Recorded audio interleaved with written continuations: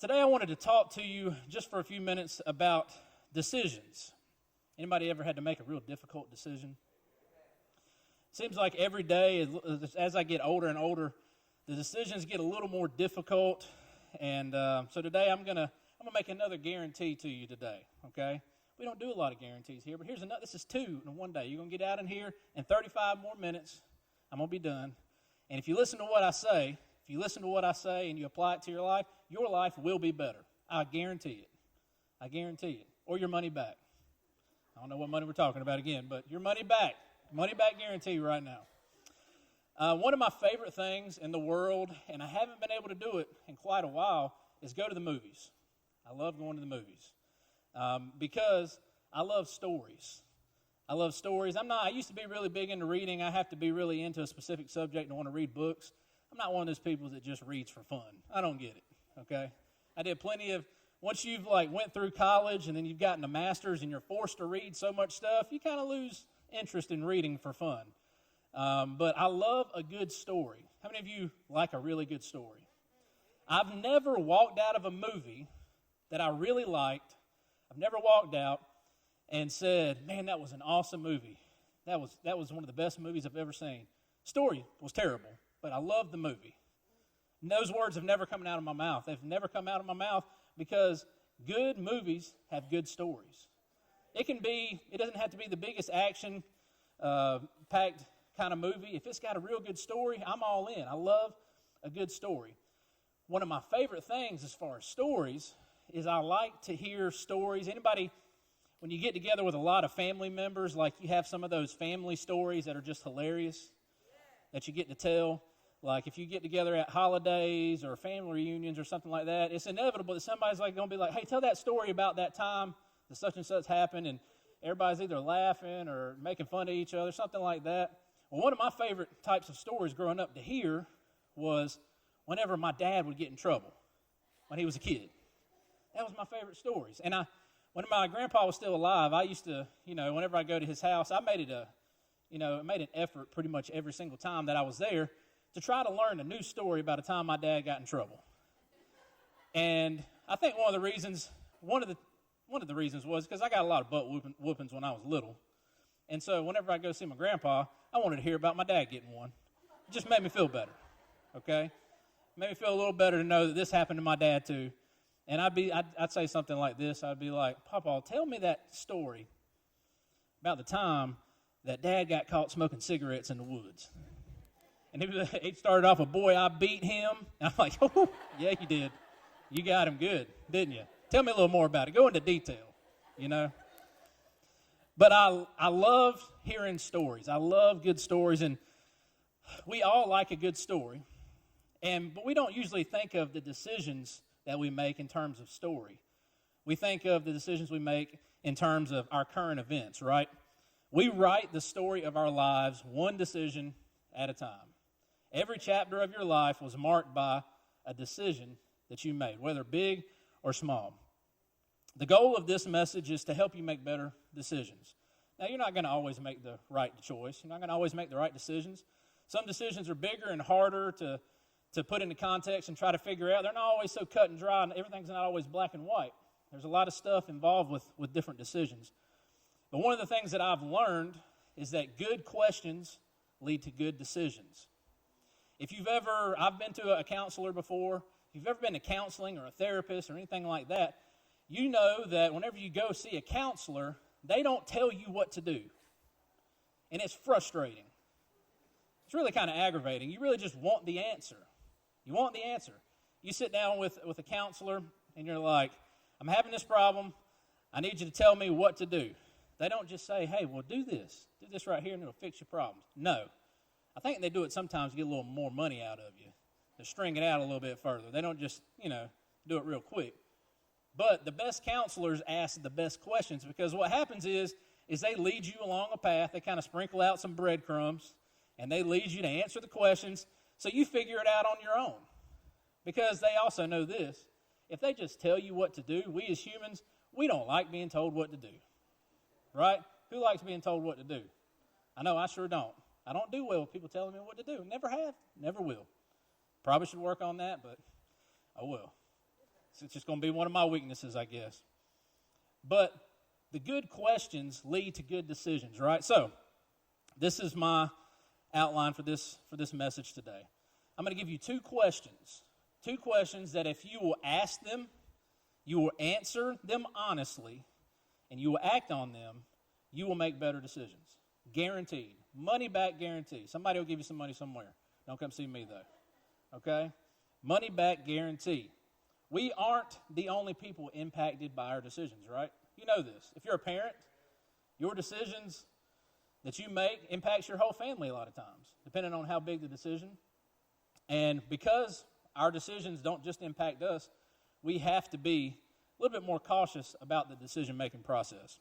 I'm going to give you a proverb right now. Proverbs 27:12 says, "The prudent see danger and take refuge, but the simple keep going and pay the penalty."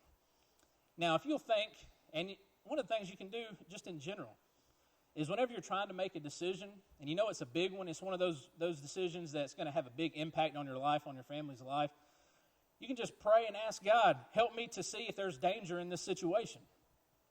A lot of times, a decision that you have to make, things around you, right in front of you, can seem very foggy because there's so many different aspects of the decision that can get in the way. Ask God to help you to be able to see a little bit further ahead, a little bit further down the line, and give you some discernment. That's a big word. I went to college. Ask God to, help me, God, to be able to see if there's danger on the horizon. Become a little bit more cautious whenever we're making our decision. So, I'm going to give you two questions. First question, we're going to go over it pretty quickly, and we're going to focus on the second question for the majority of the rest of our time together. Question number one, if you'll ask this to yourself, it'll help you out a lot. Am I being honest with myself? Am I being honest with myself in this decision? So about, it was November of this last year, and 2020 was terrible, but I got my truck paid off. Okay, it wasn't a real fancy truck. It was a Ford Ranger, ran good, pretty low miles for the year.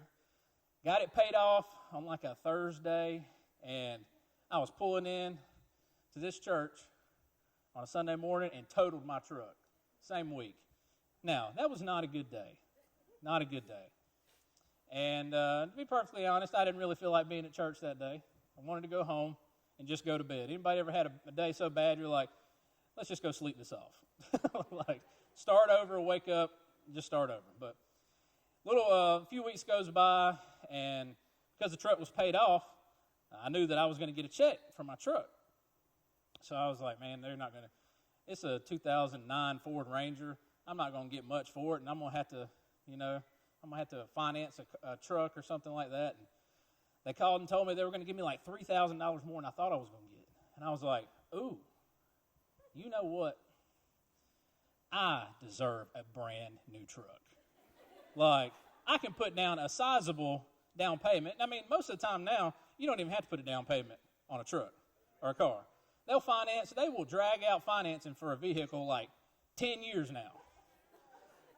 Don't do that. Please don't do that. It's okay if you have to finance a vehicle, but don't do the 10 years. But I kept telling myself, I was not being honest with myself. I kept telling myself, you know what, Micah? You work so hard. You work hard. You put in a lot of time at the church. You do it for God. You do it for God. You're here whenever your family is off on vacation because you care. You just care about the church so much. And I kept telling myself I needed a new truck. And then my dad comes along, he tells me, he said, hey, you ought to get you a new truck. You deserve a new truck. I'm like, you know what, Dad? You're right. I need a new truck. And you know what happened? I made the mistake of listening to the Dave Ramsey show one day. I hate that sucker. I'm sitting back, and, I got this check, and I'm like, man, I could go get me a new truck. Like, I could get me a big F-250 if I want to. And I'm sitting there thinking, all right, I could get rid of my Netflix, my Hulu, and do all this stuff. I'm putting a lot of money down. I could make it so it's only like a $350 a month increase on me. Yeah, that was a lie. That was lying to myself, right? Sure enough, I'm watching the Dave Ramsey show, and somebody calls with the exact same dilemma that I have. That he's got a lot of idiots that calls in on that show. You ever listen to some of the questions he gets? Whew. I'm sorry to call people idiots, but there's just a lot of them out there. But somebody calls in, and pretty much the exact same scenario as me, and he tells them, if you ain't got cash to pay for it in full, don't do it. And I'm like, oh, man. So I decided to be honest with myself. I told my dad, I was like, look, you're real good at finding good deals on trucks. I said, I got this much money. I want to pay it off. I don't want another payment. I'll tell you what, one of the best feelings in the world is getting a title in the mail. When you get a title in the mail, that's nice. So I was able to get actually a nicer truck, pay it off. It's a great truck. And then like 3 weeks later, I got a title in the mail for a new truck. And I was like, oh, hallelujah. This is good. I decided to be honest with myself. And it made the decision even better. We don't have any car payments in my house, and that is fantastic. That is a good feeling. And we ain't got no kids either. So, we don't really do much of anything, but we ain't got no kids, so we got a little extra money here and there every now and then. I'm going to try to go back to the movies for too long. I'm hoping, I know the movies are open because I like a good story, like I said, but I'm looking forward to getting back in the movie theaters real soon. There ain't really been many good movies come out lately. They're holding out on the good movies until stuff opens back up. But I'm going to go ahead and move on to question number 2, okay? So first one, be honest with yourself. Really be honest with yourself. Whatever decision you're trying to make, be honest with yourself. All the stuff going on, all the surrounding circumstances that you have to make this decision with, be honest with yourself. Don't hype yourself up like I was doing. Don't make it seem like that you can handle a situation that you can't handle. Be honest with yourself. If you're honest with yourself, you'll start making better decisions. Number 2, this is the question we're going to focus on for the rest of the day. What story do I want to tell? What story do I want to tell? You write the story of your life one decision at a time. And, we don't generally, it's in the moment, we don't think of the decisions we make as far as, in a year from now, this is going to be a story that I have to tell. We don't think about that. It'd be nice if we did, but we usually don't. There's a lot of tough decisions that we can make. Like, even with my wife, she's told me a lot of things that have gone on at hospitals and stuff where somebody kind of asks you to do something immoral, like it's kind of illegal, actually, like sign off, do this without it being signed off on first. And my wife is like, not me. She's like, you ain't taking my license, and she won't do those kind of things. There's a lot of situations where I've heard of a boss telling somebody, hey, I need you to lie. I need you to lie to a client to make a sale or something like that. And then they get caught in the lie. And guess what that boss is going to do? Not stand up for you. I can promise you that. When it comes to the workplace, most of the time, the only person that's going to have your back is you. If it's you or the boss getting fired, I promise you it's going to be you, 99% of the time. That's a fun fact for you because I've had it happen to me before, just so you know. But it could also be, another situation. I actually know somebody that worked out at a clinic not too far from Smithville Packing Plant, and one of the physicians there was wanting somebody to sign off on physicals that hadn't been done, just sign off on stuff like that. She's like, no, I ain't doing that. Well, she got fired for not doing something. Just because you do something that is morally right doesn't mean the story's going to work out for you. But that's a better story to tell. It's better to say, you know what, I had some integrity and I decided I wasn't going to do that. I was going to do the right thing. I lost my job, but I kept my integrity. Right? A lot of us have been in those situations, and, even me, I've had a whole lot of situations where I didn't have the right amount of integrity. It could also be a relationship you're in right now. Maybe you're dating somebody out of convenience, and silence goes over the room. How many of you, let's do it this way, how many of you know somebody that's in a relationship that they know is just out of convenience and they're not going to be with them forever? Raise your hand if you know somebody right now. I know somebody. We got a few honest people in the room. If you're married, you better not be raising your hand. Don't say that. Don't do that. When you look back on your life, do you want to say, hey, I knew I wasn't going to be with that person, so I wasted years of their life? I wasted years of their life because it was just a convenience thing for me. Is that the kind of story that you want to tell? Whenever you're looking, maybe you're offered a new job, and you know that you're going to have to uproot your family and go across the country, it may be the right decision to make that. That's awesome if it's a good move for your family. But a year from now, if you don't make the right decision and you saw a lot of warning signs, the story you tell is probably not going to be that good one, right? What story do you want to tell? And the thing of it is this. I think of it in this manner. I'm coming up on my 20-year high school reunion. That hurts me to say that. Like, 20 years? What is that? That's terrible. 20-year high school reunion. And I think about it this way. So, let's see, 2004. So, I got about 3 years left to my 20-year high school reunion.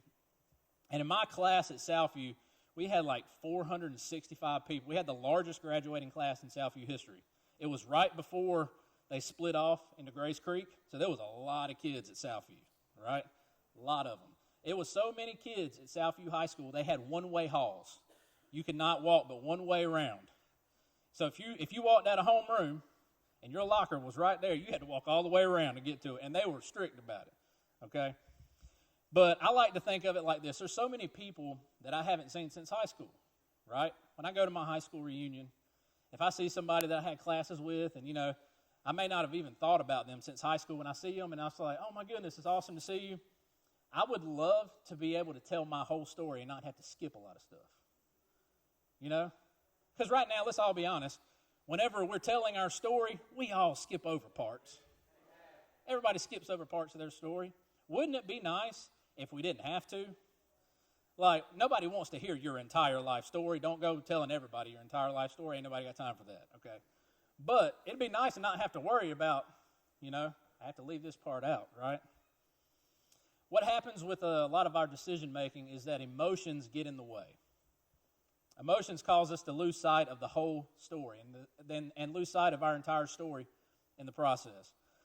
The emotions of the decision process can cause us to make wrong choices sometimes. Think about it like this. I'd be willing to bet, I know a lot of people in the room. There's a lot of you I don't know.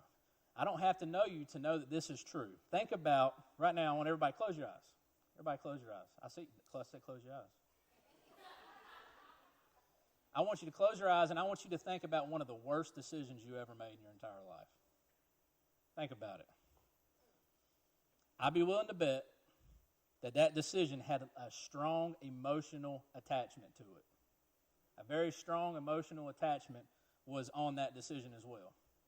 You can open your eyes now, unless you just feel in the spirit and need to close your eyes. That's good. But strong emotional appeal to our decisions can cause us to really make bad choices sometimes. And there's actually a scientific term for this called focalism, okay? It's when somebody kind of has blinders on. They're looking just straight ahead. It's like has anybody in here ever been in love? If you're married, this is, once again, you should nod. Okay, nod your head. Yes, I've been in love. It's wonderful. One of the funniest things to me is to watch, like, some of these teenagers in Squad that are, like, really falling in love for the first time. It's cute and disgusting at the same time. But, like, me and my wife, we used to work with the Squad band when it first started years ago. And that original group of kids, boy, I used to love to sit back. They were entertaining because their relationships were all over the place. But this is what I noticed about a lot of those relationships. They fell so in love with this person that, you know what they did? They had blinders on, and they did not care about any of their friends anymore. You ever seen that happen? Like, you fall in love and you don't care about nothing but that person, just because you're so in love. You're going to be together forever. You got those blinders on. That emotion was involved. And some of the worst decisions I made was when I was so hyper-focused on one person.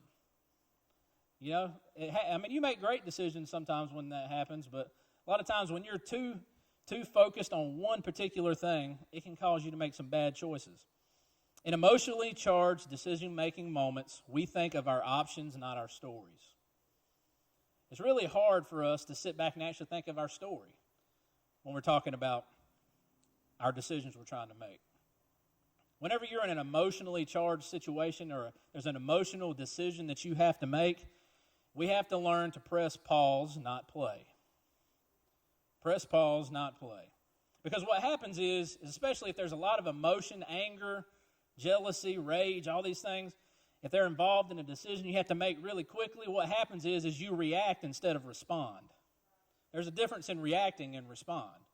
If you react, it's usually not a good reaction. But if you stop, you take a second and you stand back and you have a calculated response, it usually works out a little bit better for you.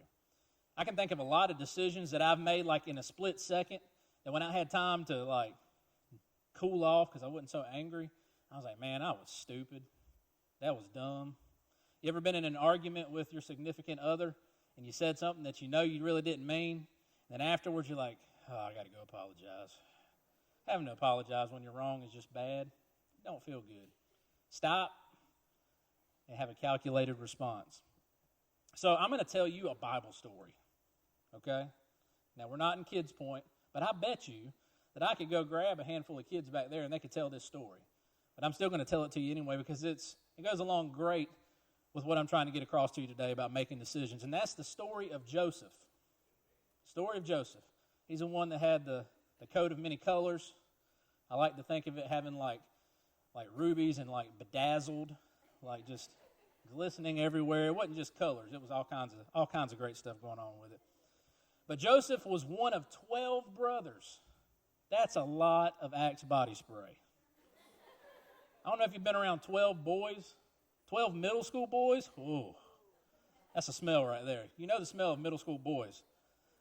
Don't pick on Levi over there. He smells good. But 12 brothers. And he was number 11 of 12. He was the second youngest. And it was known he was the favorite.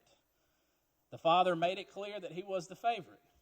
Everybody knew it. Just like everybody knows that I'm my mother's favorite. Everybody knows this. She knows it. She even texted me after first service and said, "You right. You right." She didn't actually say that, but we know it's true. But Joseph was definitely the favorite, and it caused a lot of jealousy. The brothers were super jealous of, he probably got preferential treatment. Obviously, he got a really nice coat. And so they were jealous. They devised a plan to kill him. They were so jealous they wanted to kill him. That's some hatred right there. Extreme jealousy and hatred to want to actually kill your brother and have a plan. I mean, I've got a sister, and I've wanted to punch her in the throat. I didn't do it, you know. If she'd have been my brother, probably would have. But I've never, actually wanted to do some, serious harm to him. I can't understand actually wanting to do that.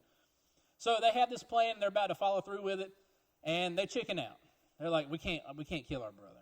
So they were super merciful, and they sold him into slavery instead. What a bunch of great guys, right? And so what happened was Joseph's brothers wrote a new story in their life. They became liars for life. That became part of their story. What you gain in the moment won't be worth the weight that you have to carry for the rest of your life. What you gain in the moment, whatever temporary thing you gain in the moment, won't be worth the weight of what you have to carry for the rest of your life. If you didn't write that down, you should have. That was good. Okay? So, we all know what happens next. Most of us know. Joseph was sold into slavery. Now, Joseph had a choice. He could do as little as possible, sulk and all that kind of stuff. I'm sure he was upset. But he decided, you know what? I'm going to be the best servant I can possibly be. Wouldn't it be nice if even people that hated their jobs just tried really hard? That's a different subject altogether. I get aggravated when somebody's got to do their job and they act like they're mad at me about it. I'm like, get another job, or just, I don't know, sorry, tangent. But asking somebody at Walmart, hey, where's such and such at? And they give you an attitude. You're like, what is this? It's their job. I'm just asking a question. Anyway, see, it's dangerous for me to be up here talking. You don't ever know what's going to happen. But Joseph decides, he's like, I'm gonna be the best servant I could be. So he's sold to a gentleman named Potiphar. And Potiphar was pretty high up in the command of Pharaoh. And Potiphar had a lot of money. So he took on Joseph as his servant. Joseph decided, you know what, I'm going to be the best I can possibly be. A few years goes by, and he's gained the trust of Potiphar, and Potiphar makes him basically the head of his household. He trusts him so much. The Bible says that household became blessed because of Joseph. Everything Joseph touched turned to gold in their household. And so if the story just stopped there, it'd be a lot better, right? You know, Joseph came from a rich family. He was sold into slavery. If that had been the end of the story, that would have been terrible. But he worked his way up, and he was in charge of everything in the household. Now, we all know that Joseph's story intersects with another person's story, and that was Potiphar's wife. And Potiphar's wife, she comes on to Joseph. Now, the Bible actually says that Joseph was well-built. It uses the term well-built and handsome. So if you're having trouble picturing that, just look at me, okay? Real easy to make the connection right now. But it says he was well-built and handsome. And so she comes on to Joseph. And there's an actual philosophical term for Potiphar's wife, and that's a hoe. She was a hoe. Like y'all ain't never heard that word before. Because this wasn't the first time that this had happened. Like, this wasn't the first person that she had come on to. She was a hoe for show, okay? It's just what it was. All right, and Joseph was young. He was well-built. He was handsome. Just look at me. There you go. And none of this, Joseph was presented with a terrible decision that he had to make. None of this was his fault. He didn't do anything. He couldn't help it that he was good-looking. He couldn't help it. I mean, I can't help it. It's just how it is sometimes, right? Very humble too. But Joseph's story was hijacked, right? A lot of your stories have been hijacked. There's a lot of stuff that happened to you that you had zero control over. There's things in your life that are going to happen to you that you have zero control over and you can't do anything about it. It's how you respond that makes a difference. Don't react, but respond. So this is the reason that I chose this story is because of the way that Joseph actually says his story out loud. Joseph, when he's responding to Potiphar's wife. Now, the thing about this too as well is that this was going to be pretty much a lose-lose situation. It was going to be, he knew that in those times, it was a moral thing to not have an affair, but it was going to be a life or death thing. Like, if he does have an affair with Potiphar's wife, and Potiphar finds out, he's going to die.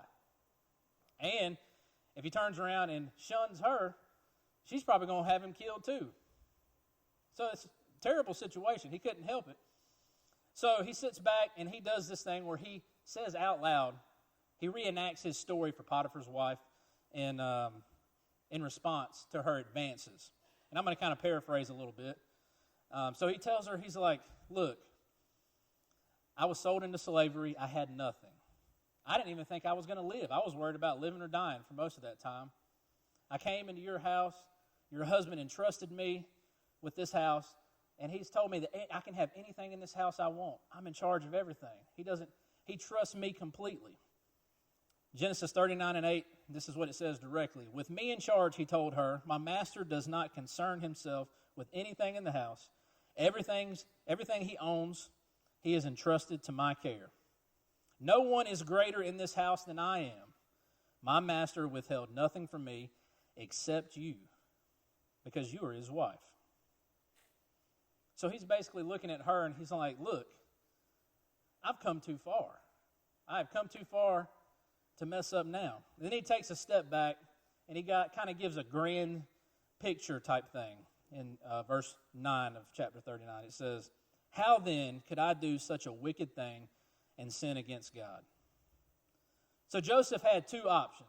He could have story number one, which would go something like this. I came up through slavery. It was a tough situation, but my master began to trust me because of the amount of things that I did that were great in his household. And I developed the trust of him. And even though, this situation presented itself to me, I still had respect for my master, and I obeyed his wishes, and I didn't have an affair with Potiphar's wife. Or number two, I was entrusted with Potiphar's house, everything in his house, and you know what I did? I took advantage of the situation, and I had an affair with his wife. That wasn't the story that Joseph wanted to tell. So, of course, he chose to not have an affair with the wife, and she accused him of raping her, and he was thrown into the dungeon. Okay? A couple years go by. A lot of that is lost when people read in the Bible, like how much time has gone by. A couple years in the dungeon. That's terrible. Like, just me whenever, the past year, whenever you've been sick, you've had to quarantine. Like, being in the house for like a week was terrible. I think of being in a dungeon for years, that's absolutely terrible. I can't stand the thought of it. But he's thrown in jail, and you know what? Joseph does what he's always done. Joseph is the king. He is the king of making lemonade out of lemons. Life keeps throwing him lemons, and he just keeps on churning out lemonade. Good lemonade, apparently. And, he's just sitting back, and he's like, you know what? I'm going to be in jail. I'm going to be here. I'm going to make the best of the situation. So he starts making friends. He becomes friends with the prison warden, the head of the jail. A few more years go by, and the Pharaoh starts having these really, really vivid dreams.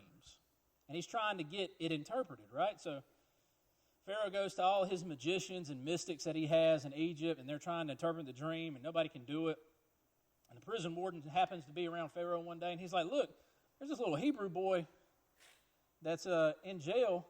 He's always praying, and he's always being nice, and he's talking like, I bet you, if anybody can interpret it, it's Joseph. So, just like that, Joseph is back in the throne room with Pharaoh.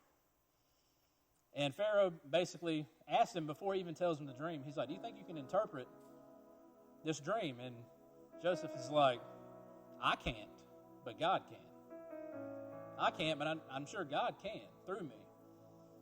So Joseph hears the dream. Pharaoh describes it to him. And so Joseph basically says the dream means this, that for 7 years there's going to be an abundance, like an overabundance of grain. And grain was the primary source of food during those times. And there's going to be such a huge surplus, that you're not going to have room to store it all. But after that 7 years, there's going to be a great famine. A famine so great that you're going to forget about the amount of surplus that you had.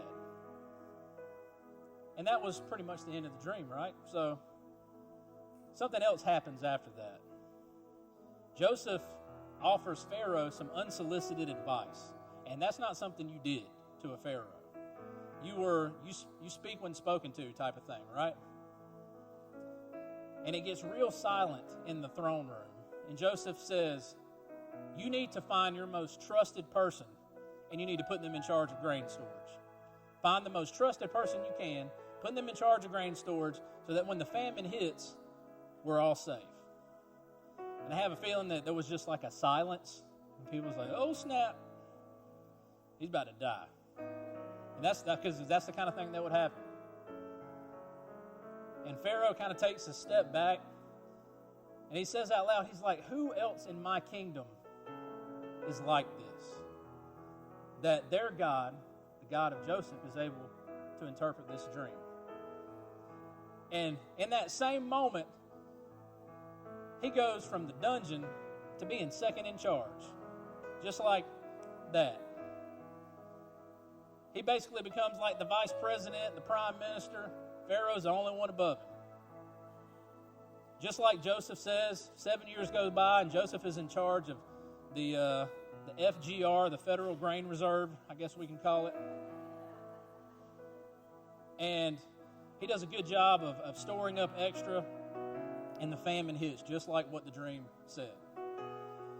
Before you know it, like people from all over the region are coming to Egypt because they know they have reserves.